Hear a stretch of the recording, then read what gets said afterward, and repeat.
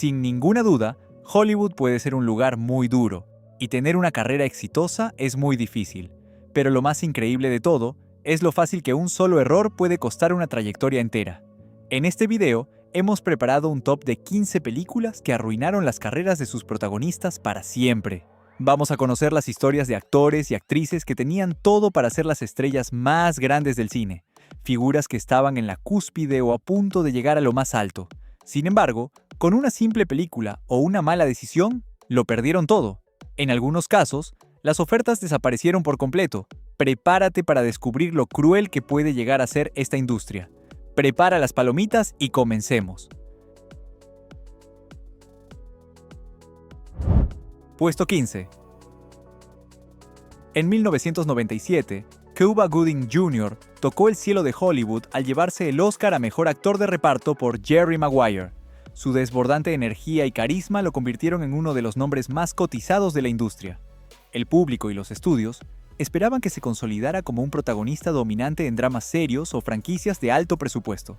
Sin embargo, su trayectoria tomó un desvío drástico. En lugar de capitalizar su prestigio, comenzó a aceptar papeles en comedias de muy bajo perfil que fueron destrozadas por la crítica.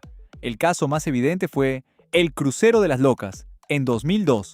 La trama sigue a dos amigos que, tras ser engañados por un agente de viajes, terminan embarcados por accidente en un crucero exclusivo para hombres homosexuales. La película intentó construir su humor basándose enteramente en malentendidos absurdos, pánico homofóbico y estereotipos caricaturescos, resultando en una comedia vacía que alejó por completo a la audiencia. El mayor error fue que la cinta fue calificada como carente de gracia y un completo desperdicio de su talento comprobado. Este proyecto dañó severamente su reputación. Los directores dejaron de tomarlo en serio para papeles de peso y fue relegado al mercado del directo a video, perdiendo para siempre su estatus de superestrella. Puesto 14. Convertirse en la primera mujer afroamericana en ganar el Oscar a Mejor Actriz fue un hito histórico que definió una época. Halle Berry logró exactamente eso en 2002 con Monsters Ball. Se encontraba en la cima absoluta, cobrando salarios millonarios y participando en franquicias consolidadas. La industria la veía como una estrella versátil capaz de sostener superproducciones por sí sola. Por ello, aceptar el papel principal en Catwoman en 2004 parecía el movimiento financiero lógico para cimentar su carrera. La realidad en los cines fue un desastre rotundo. La trama sigue a Patience Phillips, una tímida diseñadora gráfica que descubre una oscura conspiración sobre una crema tóxica en la empresa de cosméticos donde trabaja. Tras ser eliminada por sus jefes, es resucitada por un místico gato egipcio que le otorga habilidades felinas para cobrar venganza. El mayor error fue desconectarse por completo del universo clásico de Batman, entregando una película que sufrió por una producción desorganizada, un guión deficiente y un diseño visual que alejó inmediatamente al público. Catwoman fue un fracaso comercial y crítico monumental, siendo considerada por los Razzie como la peor película de ese año, y es considerada como la peor película del universo de superhéroes de la historia. Incluso, Halle Berry mostró un gran sentido del humor al ir a recoger su premio a Peor Actriz, pero el daño estaba hecho. La cinta fracturó permanentemente su imagen como protagonista principal e infalible en taquilla para proyectos de acción en solitario.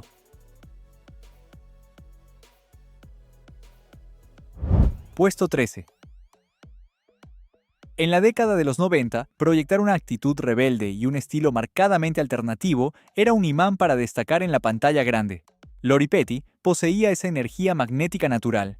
Tras brillar en producciones muy exitosas como Punto de Quiebre y un equipo muy especial, los grandes estudios vieron en ella el potencial exacto para liderar una nueva ola de heroínas de acción.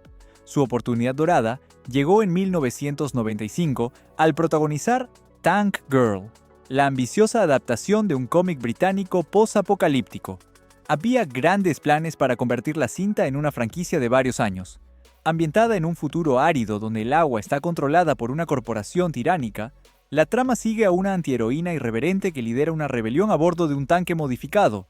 La película intentó mezclar secuencias animadas, humor escatológico y acción frenética, pero resultó en una sobresaturación visual que confundía en lugar de entretener.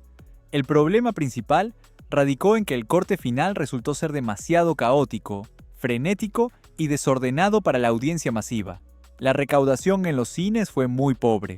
Los ejecutivos de Hollywood tomaron nota de los números y consideraron que Petty no tenía la capacidad de atraer al público general a las salas. A partir de ese fracaso, las ofertas para liderar elencos en grandes estudios desaparecieron por completo, frenando en seco su ascenso al estrellato cinematográfico.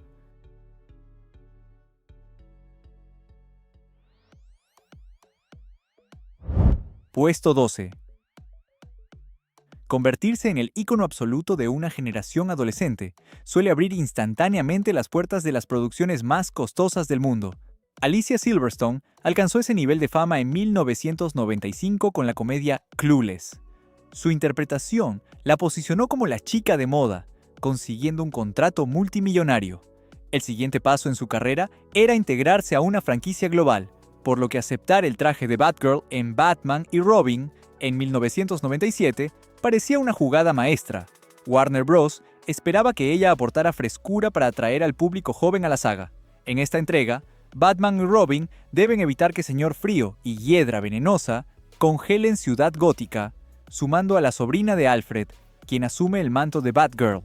La cinta apostó por una estética excesivamente colorida, plagada de luces de neón y chistes infantiles constantes, perdiendo toda la oscuridad y seriedad característica del personaje. Lo que sepultó sus aspiraciones fue que el resultado final fue una de las cintas de superhéroes más criticadas de la historia.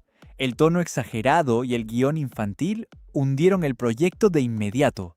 A esto se sumó un intenso y cruel escrutinio mediático sobre el aspecto físico de la actriz durante el rodaje. La combinación del rechazo del público hacia la película y la enorme presión de la prensa sensacionalista hizo que los grandes estudios perdieran el interés en ella. Puesto 11. Revivir una carrera estancada es algo extremadamente raro en Hollywood, pero lograrlo y luego volver a hundirla por decisión propia es un verdadero caso de estudio. John Travolta había experimentado un regreso espectacular en 1994 gracias a Pulp Fiction. A finales de esa década, volvía a ser uno de los actores mejor pagados y solicitados del mundo. Con todo ese capital político a su favor, decidió forzar la producción de un proyecto que llevaba años intentando realizar, Battlefield Earth, basada en la novela del fundador de la cienciología. Travolta esperaba inaugurar una épica saga espacial histórica. La historia nos sitúa en el año 3000, donde la humanidad ha sido esclavizada por una raza alienígena humanoide gigante, con Travolta interpretando al jefe de seguridad extraterrestre. La trama se ahogó en diálogos absurdos, trajes ridículos y una cinematografía plagada de ángulos de cámara inclinados y filtros de color que literalmente mareaban al espectador. Estrenada en el año 2000, la condena fue absoluta. La película fue aniquilada por la prensa y el público. El fracaso financiero fue tan severo que la productora independiente quebró. Tras este estreno, Travolta perdió nuevamente su estatus de estrella y tuvo que refugiarse en producciones de mucho menor presupuesto durante años.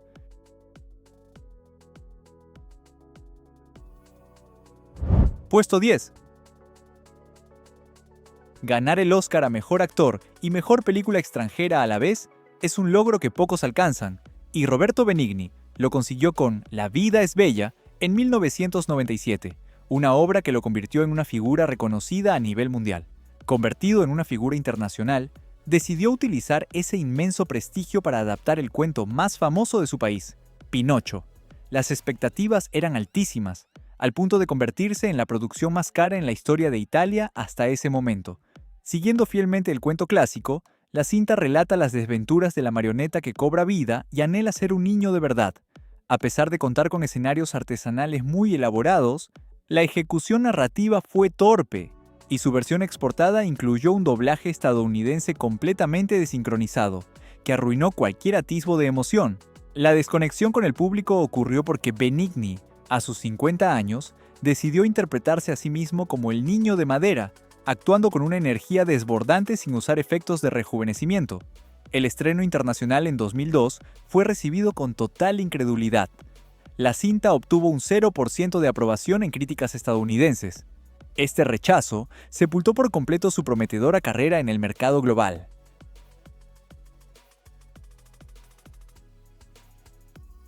Puesto 9.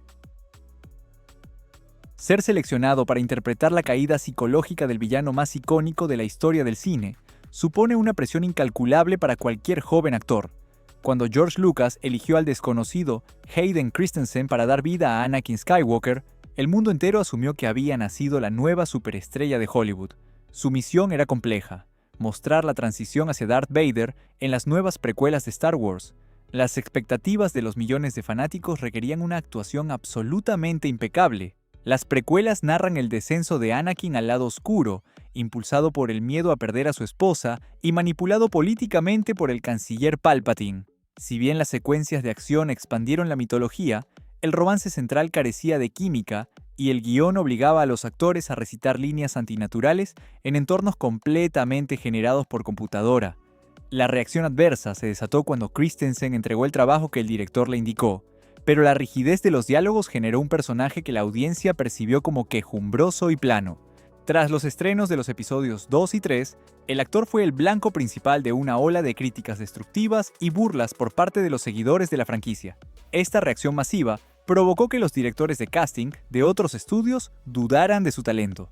Agotado por el escrutinio tóxico y la falta de buenos guiones, Christensen llegó al punto de retirarse temporalmente de la actuación.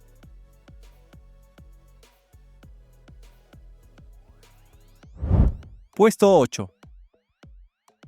Encontrar a un intérprete que compartiera los mismos rasgos faciales que Christopher Reeve parecía ser la única prioridad de Warner Bros. Al momento de revivir a su principal superhéroe.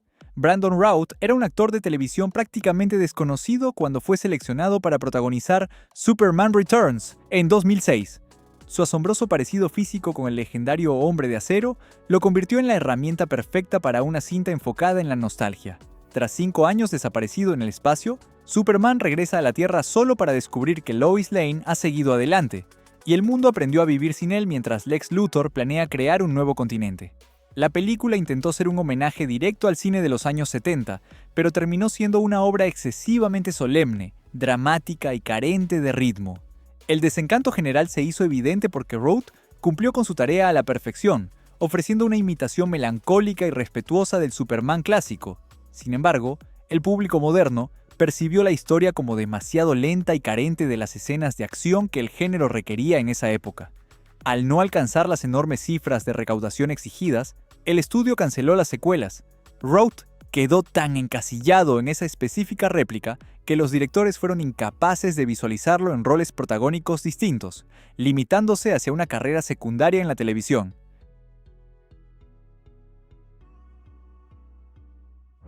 Puesto 7. Pasar de una exitosa serie de televisión al cine suele ser un reto complicado, pero también una gran oportunidad. Topher Grace lo intentó tras su popularidad en That 70 Show, pero decidió salir de su zona de confort para interpretar nada menos que a Venom en la muy esperada Spider-Man 3 en 2007. La franquicia venía de batir récords mundiales, por lo que unirse como el gran villano garantizaba una exposición masiva. Grace buscaba demostrar a la industria que podía interpretar personajes oscuros y amenazantes. En esta culminación de la trilogía, Peter Parker debe enfrentarse al Hombre de Arena, a un nuevo Duende Verde y a un simbionte alienígena que finalmente se apodera del fotógrafo rival Eddie Brock. La película sufrió por una interferencia corporativa evidente, obligando al director a incluir tramas y villanos a la fuerza en una historia que no tenía espacio para desarrollarlos adecuadamente. El golpe definitivo a su carrera sucedió porque lamentablemente el estudio forzó la inclusión de Venom en un guión que ya estaba saturado de tramas y personajes. Su interpretación fue rechazada de forma unánime por los lectores de cómics, quienes argumentaron que no poseía ni el físico ni la presencia intimidante necesaria para el papel. El disgusto generalizado del público hacia su personaje fue tan ruidoso que su esperada transición a estrella de cine de primer nivel se paralizó por completo. Desde entonces, no volvió a liderar el elenco de ninguna superproducción.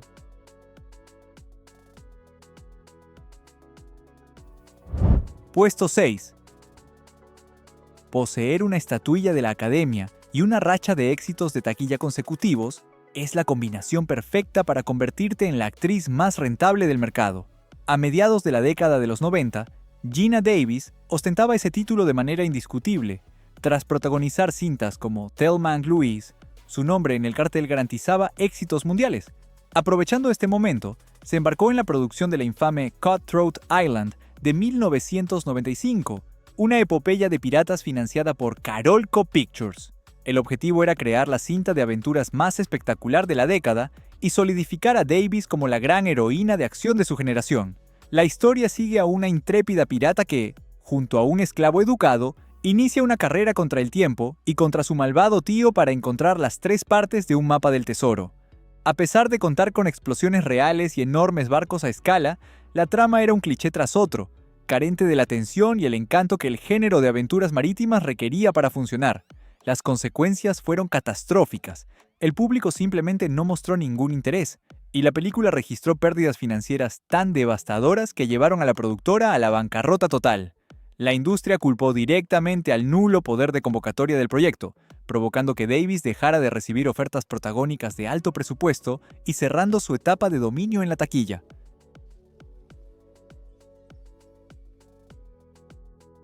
Puesto 5. El ambiente de trabajo en un set de filmación puede volverse tan tóxico y desorganizado que es capaz de convencer a una verdadera leyenda de renunciar a su profesión definitivamente. Sean Connery, el primer y eterno James Bond, contaba con una filmografía envidiable. Tras rechazar participar en fenómenos como El Señor de los Anillos o Matrix por no comprender los guiones, decidió que no dejaría pasar la oportunidad con la Liga de los Hombres Extraordinarios en 2003. La adaptación de este aclamado cómic tenía todo el perfil de un éxito arrollador. Ambientada en la época victoriana, el gobierno británico reúne a un equipo de icónicas figuras literarias, lideradas por el aventurero Alan Quatermain, para detener a un misterioso villano que busca iniciar una guerra mundial. La película modificó radicalmente el tono maduro del cómic original, convirtiéndose en una amalgama ruidosa de efectos visuales mediocres y secuencias de acción sin alma. Lo que terminó por romper el espíritu del actor fue que la filmación en Europa del Este resultó ser un completo infierno logístico. Connery y el director Stephen Norrington tuvieron enfrentamientos agresivos y constantes, creando un clima de trabajo insoportable. Al llegar a las salas de cine, el producto final fue una decepción, tanto creativa como financiera.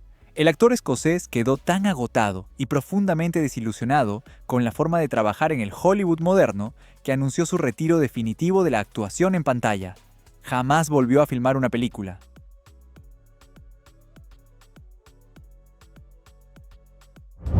Puesto 4. Durante años, Mike Myers fue sinónimo de éxito en la comedia. Con personajes icónicos en Austin Powers, Wayne's World y ser la voz de Shrek, se consolidó como una de las figuras más rentables del género de la comedia. Todo lo que tocaba se convertía en enormes ganancias para los estudios. Basado en este historial impecable, Paramount Pictures le otorgó total libertad creativa y $80 millones para presentar a su nuevo personaje cómico, el Gurú del Amor. Myers estaba completamente seguro de que en 2008 nacería una nueva trilogía exitosa. La cinta cuenta la historia de un maestro hindú nacido en Estados Unidos, que regresa a su país natal con la misión de reconciliar a un jugador de hockey con su esposa. La película dependió en exceso de chistes de doble sentido sin inspiración, humor escatológico repetitivo e imitaciones culturales que resultaron de muy mal gusto para gran parte de la audiencia. El colapso se produjo porque El Gurú del Amor resultó ser un desastre sin precedentes en su carrera. La película fue duramente criticada por ser repetitiva, ofensiva y, sobre todo, profundamente aburrida. El impacto negativo en la imagen de Myers fue inmediato. Los grandes estudios dejaron de confiar a ciegas en sus propuestas originales, y su carrera como protagonista principal en producciones de acción real prácticamente concluyó con ese proyecto. Puesto 3. Ser el elegido por la compañía Disney para encabezar la película de ciencia ficción más costosa de la historia es una apuesta inmensa que define toda una trayectoria profesional. Tyler Kitsch había logrado gran popularidad en televisión, y los ejecutivos lo seleccionaron para liderar la adaptación del clásico literario John Carter en 2012. Disney invirtió más de $250 millones en producción. La estrategia clara era posicionar a Kitsch como la próxima gran estrella mundial. La historia narra cómo un veterano de la Guerra Civil estadounidense es transportado misteriosamente a Marte, donde se ve envuelto en un conflicto de proporciones épicas entre las distintas razas alienígenas. Aunque visualmente era impresionante, la película sufrió de una trama excesivamente densa, nombres confusos y una alarmante falta de conexión emocional entre los personajes de carne y hueso y los creados por computadora. El hundimiento de sus perspectivas a futuro ocurrió porque, desafortunadamente, la campaña de marketing fue un caos que nunca logró explicar de qué trataba la película al público general. La cinta generó pérdidas astronómicas, consolidándose como uno de los peores descalabros financieros en la historia del cine moderno. Ese mismo año, Kitsch protagonizó Battleship, otro fracaso de dimensiones épicas. La industria de Hollywood, impulsada exclusivamente por la rentabilidad, lo etiquetó de inmediato como un actor que ahuyentaba la taquilla. Sus oportunidades para sostener superproducciones desaparecieron para siempre en un solo año, confinándolo a roles secundarios en cine independiente.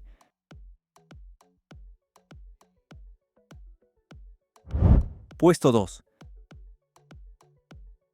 Pasar de estrella juvenil a actriz reconocida en el cine es un salto complicado, y Elizabeth Berkley intentó darlo con un cambio radical de imagen, pero lo hizo con un drama erótico de altísimo presupuesto. Elizabeth Berkley era famosa en todo el mundo por interpretar a la inteligente estudiante Jessie Spano en la serie Salvados por la Campana.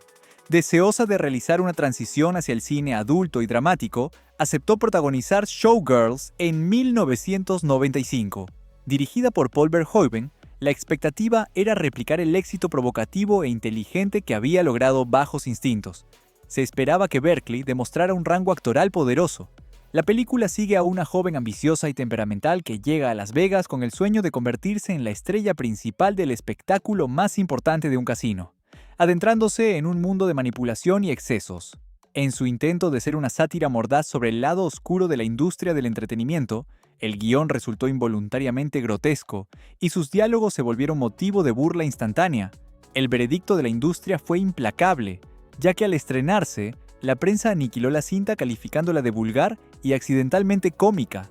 Las críticas se enfocaron de manera cruel en la sobreactuación constante de la actriz. El desempeño en taquilla fue desastroso y Berkley ganó, entre comillas, el premio Razzie a la peor interpretación del año. En lugar de recibir ofertas para dramas serios, su agencia de representación la abandonó y Hollywood le cerró las puertas. Le tomó años volver a trabajar en televisión.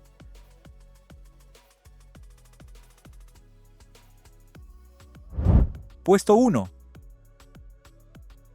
Transformar al protagonista de uno de los animes más influyentes y venerados del mundo en un adolescente genérico de secundaria estadounidense fue un error de cálculo histórico por parte del estudio.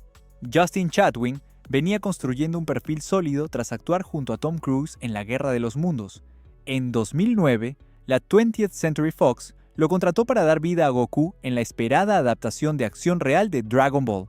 El objetivo comercial era claro: convertir a Chatwin en el líder indiscutible de una franquicia mundial de artes marciales. El actor entrenó duramente, creyendo que participaba en un proyecto épico. En esta versión americanizada, Goku es un estudiante marginado que, tras la muerte de su abuelo, emprende un viaje junto a Bulma y el maestro Roshi para reunir las esferas del dragón y evitar el fin del mundo.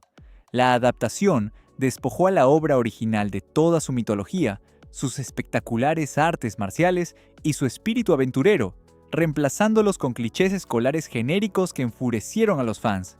El desastre definitivo se desató al llegar a los cines, donde Dragon Ball Evolution generó un rechazo instantáneo y furioso por parte de millones de seguidores y de la crítica especializada. El guión era incomprensible, los efectos visuales pobres y la falta de respeto a la obra original fue total. Como rostro principal del póster, Chatwin absorbió la mayor parte de la culpa de este desastre monumental. Los grandes estudios dejaron de llamarlo para liderar elencos y su carrera cinematográfica comercial se frenó definitivamente, marcado para siempre por este desafortunado papel.